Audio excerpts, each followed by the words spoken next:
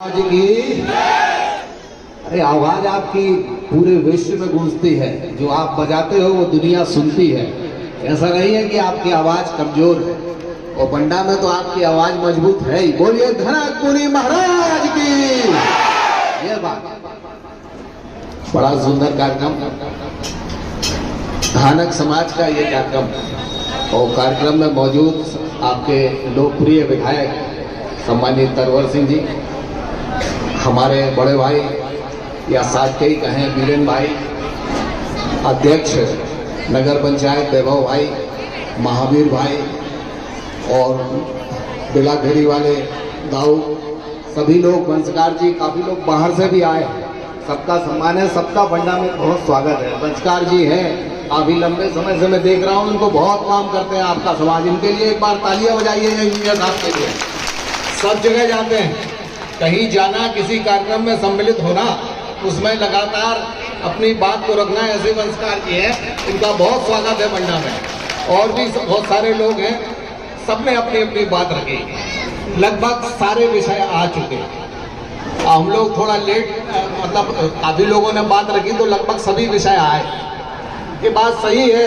कोई भी कहेगा कि दुनिया में कोई आए तो आप स्वागत के लिए खड़े हैं, दुनिया में कोई जाए तो उसे रवानगी के लिए भी आप खड़े हैं। ये बिल्कुल सही बात है। ये लगभग सभी वक्ताओं ने ये बात रखी। आपका समाज दो चीजों से आपका बहुत पाला है। एक, आपको स्वर का ज्ञान है, समाज में क्या चल रहा है इसका भी ज्ञान है, और उस स्वर का भी ज्ञान है जो किसी भी समाज को नहीं होता या सीखने के बाद आता है। लेकिन आपको ऊपर वालों ने वो कला दी है कि आपको ये कला निश्चित रूप से अविस्मरणीय है। हिंदुस्तान में कश्मीर से कन्याकुमारी तक और गुवाहाटी से पोरबंदर तक कहीं भी चले जाइए, जो वंश समाज की बात है, जो गाने बजाने की बात है, जो स्वर की बात है, वो निश्चित रूप से आप में है। एक ने बताया कि निश्चित रूप से अम्बेडकर इस देश का वो भगवान था जिसने गरीबों के लिए जीवित कर दिया, कागजों में जीवित कर दिया।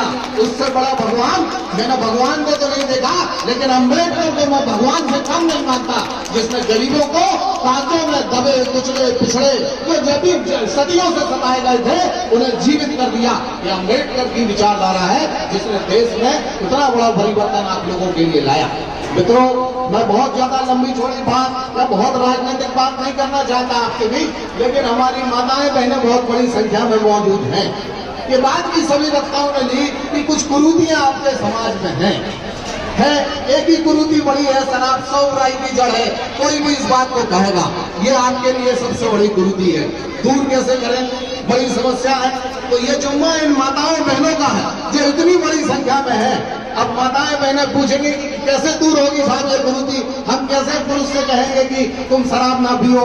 सिर्फ एक बात ठान लेना, माताओं बहनों जरा ध्यान से सुनना, ये बात ठान लेना कि अगर तुम्हारा परिवार में तुम्हारे पति, पिता या तुम्हारे बेटे कभी भी शराब पी के आए तो उन्हें खाना मत देना। क्या करना? खाना मत देना।